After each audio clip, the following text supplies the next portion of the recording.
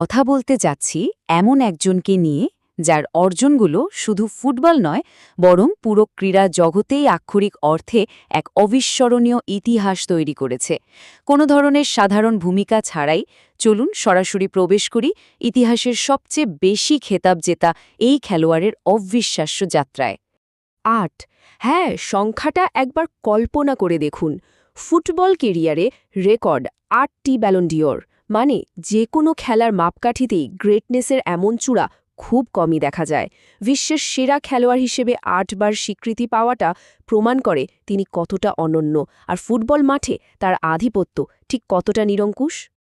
আচ্ছা, এবার এই বিষয়টা একটু গভীরে গিয়ে দেখি। ২০১২ সালে এক ক্যালেন্ডার ইয়ারে ৯১টি গোল।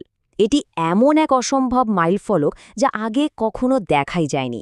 বার্সেলোনা এবং আর্জেন্টিনার হয়ে ওই বছর তিনি আক্ষরিক অর্থেই অপ্রতিরোধ্য ছিলেন, প্রতিপক্ষের ডিফেন্সকে যেন রীতিমতো ছেলে খেলায় পরিণত করেছিলেন। এবং এই সংখ্যাটি হল ৪৬।